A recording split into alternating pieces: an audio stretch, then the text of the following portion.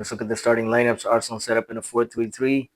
You got David Raya in goal, Calafiori the left back, Gabriel, Saliba, Timber, Martin Zubimendi as a pivot, Declan Rice, Mikel Merino, and then the attackers were Martinelli, Victor Gyökeres, and Madueke. Liverpool set up in a 4-2-3-1. We got Alisson in goal. We got Szoboszlai as the right back, Konate, Van Dijk, Kirkes, the double pivot of McAllister and Gravenberch. Then we got Mo Salah, Florian Wirtz as the number 10, Cody Gakpo, and Hugo Ekitike, the striker. Arteta set his team up really well to start, finding ways to overload, play through the half-hearted Liverpool press, which wasn't really that aggressive as it used to be in the club days. And the reason for that is Slot wanted to have a rest defense because they've been counterattacked a lot. So they didn't want to play so high. They wanted to play somewhere around here. At halftime, we did see a tweak in Slot's pressing structure, and there were better decisions in possession to swing it in their favor. So in the second half, we did see Liverpool attack a little more. If we look at the stats, it ended with Arsenal with 11 shots and Liverpool with 9, but Arsenal had only one shot on target and Liverpool had 3. Possession-wise, Liverpool was at 53% and Arsenal was at 47%. If you look at the way Arsenal built out from the back, it was with the back three, and what Arteta did was he used Zubimendi or Declan Rice interchangeably in the first line. Cody Gakpo's low position was basically to follow Timber. That's why you didn't see Gakpo press right up here. He was basically in line to man mark Julian Timber. And this meant that Ekitike or Salah had to press as a front two, and Wirtz at times would be right behind them. So that's what Arsenal wanted. They wanted 3 guys up front and 1 drops back, so it becomes a 4 versus a 3. We'd also see Gravenberch. He would jump on Calafiori. Calafiori moves out here. It was Gravenberch from here who would jump on him. Calafiori was supposed to be the free man, but that didn't happen all the time. If Zubimendi got the ball, he'd want to pass it over here, and if a Liverpool guy had not pressed him in time, look, there's still so much space over here for them to move the ball forward. And so that's why it was very important for Liverpool to have that high press over here. But the reason why Slot didn't want that because he wanted to protect his rest defense structure, of which there was a lot of criticism in the last few matches. If, let's say, one of the players is pressing Zubimendi, then what this guy would do is he'd get the ball up front, and before this guy presses him, he'd have an open pass over here. So again, Liverpool wanted this player to be very close to this guy so that as soon as he got the ball before he could turn, you press it. We see this once again. This guy, he drops deep to form this back three, the pivot. Gakpo again is lower on Timber. And so Salah and Ekitike are outnumbered 3-2.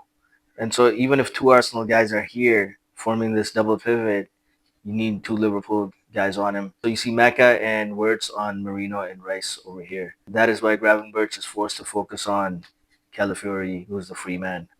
What options does Arsenal have next? Well, Victor Gyökeres has to drop deep. Or, in Arsenal's case, Martinelli stays wide, but normally other teams that play possession like Guardiola or sometimes Barcelona, this is the guy, the winger, who drops inside over here. But we didn't see much of that. It was Gyökeres was dropping deep. And then Konate or Van Dijk would just come and, push this guy over. The 2 Liverpool defenders were really, really strong. Basically, they didn't want this guy to get the ball here and make that run into space. So that's why it all depended on the physicality of the game. If Zubimendi isn't marked, then Gravenberch is in a 2v1 situation. And he can also jump on Zubimendi. But then that also means, again, that if he does, Calafiori becomes the free man again. This was Arteta's game plan, basically. So, for example, if there's space here and one of these guys drops deep and one runs over here, and if Gravenberch is the guy who follows Zubimendi, then obviously you got that free man over here, and then he can connect with one of these guys. So it's very important for the Liverpool guys to know who they're going to press, and it has to be a coordinated effort. And once Arsenal get the ball here, it's Gyökeres who can make that run. So these two Liverpool guys, it's so important for them to be on him. So if this guy, he moves over here, Madueke, then it's very important for him with this guy to fall in. But in case this guy, Gakpo, does drop deep and they get the ball here, then this guy's wide open. Another example here shows just how low Cody Gakpo was and how the distances were large between the Liverpool players as they were outnumbered. And over here, Ekitike tries to stay on the left, and that leaves Zubimendi free as Florian Wirtz picks up on Rice. So over here, and then you see Szoboszlai pinned back by Martinelli. Arsenal did have their game plan right. It's just that the finishing is the problem. Now let's look at the way Liverpool built up. Liverpool's main way of building up was by creating a simple 3v2 on Arsenal's front two. So you see these three guys over here versus Arsenal's front two. And this guy's a little wide over here. These guys are a little close by. McAllister and Wirtz were consistently roaming in the open. And this shows that the smart movement of both these Liverpool players created enough time and space to play through Arsenal's press, which wasn't too compact. Arsenal also gave them a lot of space between the lines. And that's why we see over here that, Gravenberch, he drops deep. And, he can connect with any of these players over here. So, for example, he drops deep. This guy can move here. Obviously, he's moving on the blind side. And if the ball comes here, one of these players can drop deep or this guy can drop in. If this guy gets the ball, they start pressing him. He can run into space, get that through ball there. But obviously, it didn't happen like that. So what did Arne Slot do in the second half? He switched to an aggressive man-to-man approach with Szoboszlai jumping on Calafiori and Gravenberch on Rice.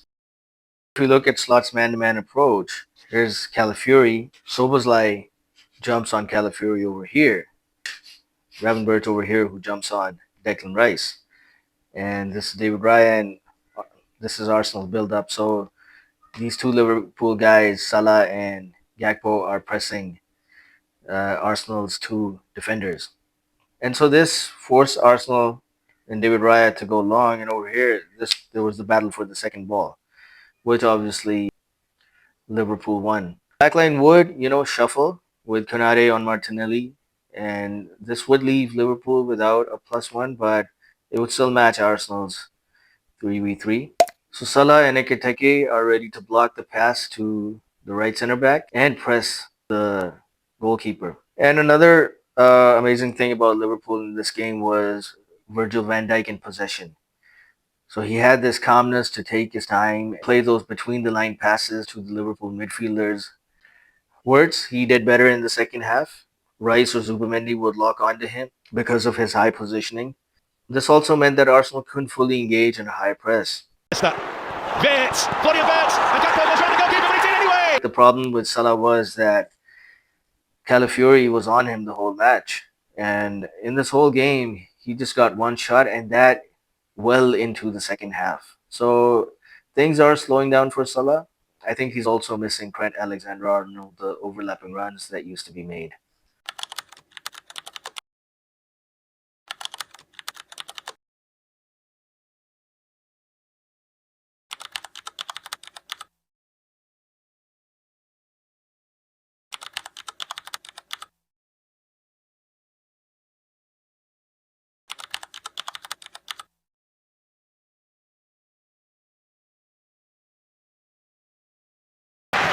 Van Dijk, little pocket here for Curtis Jones. And it was going to be decided in two possible actions, an individual error or a magic moment. And it was decided on a magic moment from the side.